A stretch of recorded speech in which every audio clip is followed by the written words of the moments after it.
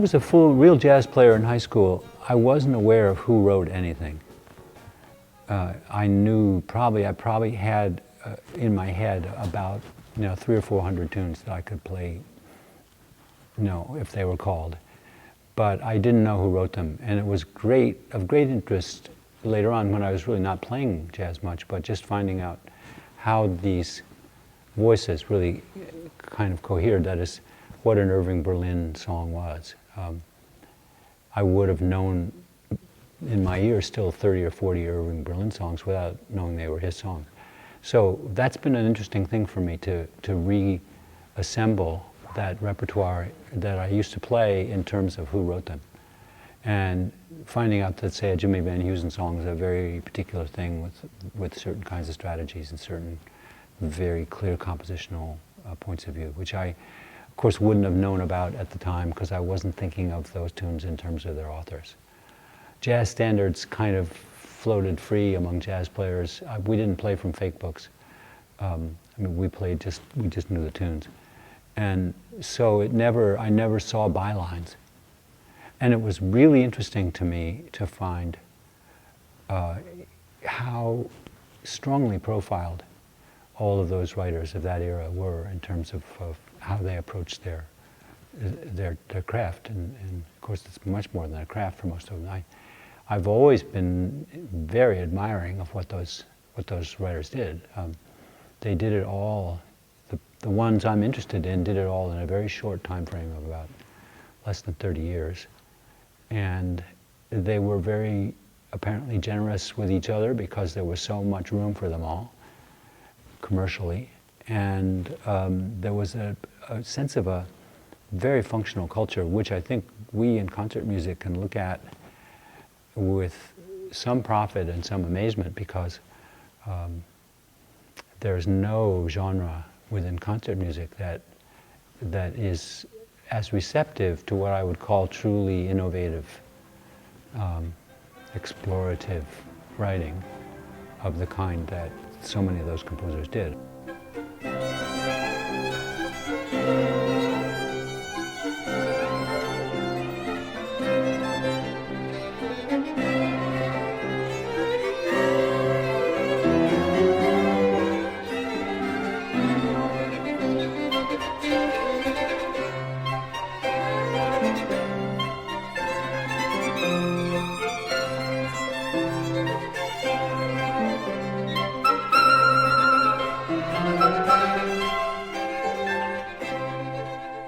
As a young guy, when I was like in my late 20s, I auditioned for this job as conductor of this group called Cantata Singers in Boston.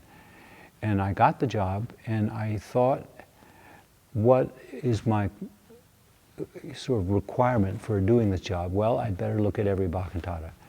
So I spent the whole summer. At this time I was living in Madison, Wisconsin. I went to the library every day, and I took down a volume of the complete Bach work, since the cantatas are the first 20 volumes.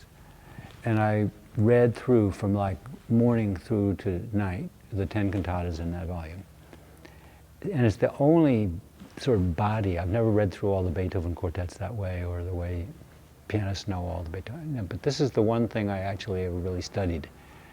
And one of the things that struck me as I got to the end of that was this thing about narrative and about the way stories, almost the same archetypal story, is told and retold with amazing musical invention, but also with the sense that some elements of it are foreknown. That is, the point of view is foreknown. So that what happens in Bach and in Stravinsky and certain composers I really have great admiration for is that you find for them available certain kind of elevation and certain kind of almost trance state, which comes from the listener having bought into a bunch of very almost earthy early premises that are holding the pieces up, and that is for me in great part why the cantatas have remained sort of always in my head.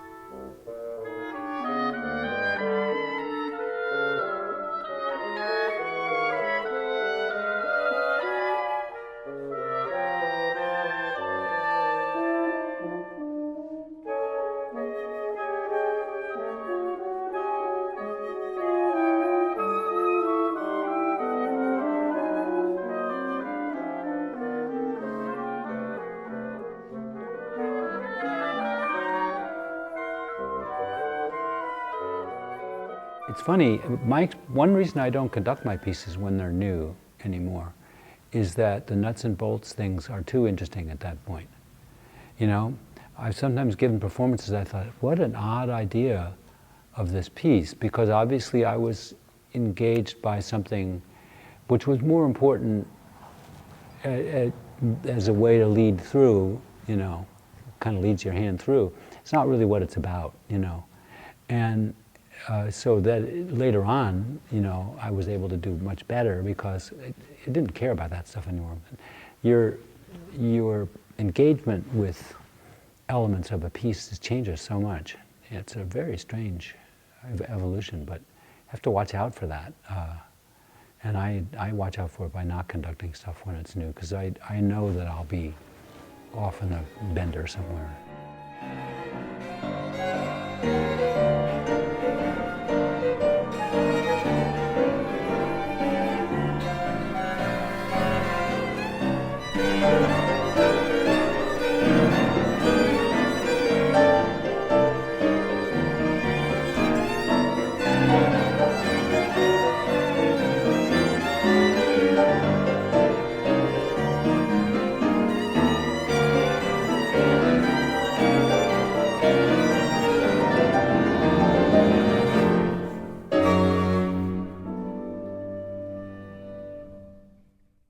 I've been very struck listening to the late music of Milton Babbitt and looking at a score, since I knew his music when he was in his middle years. It sounds on the surface very much like it always did, but it looks on the page about 75% easier. And I think one of the things he must have decided is I can get these rhythmic effects without having to send everybody down to their calculators and, you know, spending hours counting with themselves, and, you know. And I think there are ways to suggest of all kinds of density that don't have to put the performer back to school, you know. And as a coach at Tanglewood, I've sometimes felt a little upset about the hours of preparation I've put in on some scores, trying to make sure that when the players get there that I can do these rhythms, and the composer then comes in and wants something much more extemporaneous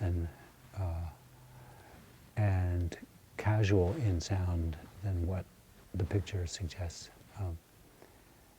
That's a really interesting question, though. We ask as composers for a lot of solitary long-distance runner time from players, and I think one of the things we always have to calculate is when they come out the other end, are they going to feel that those many, many hours where they played the same line of music 400 times, the reward is there for having gotten it.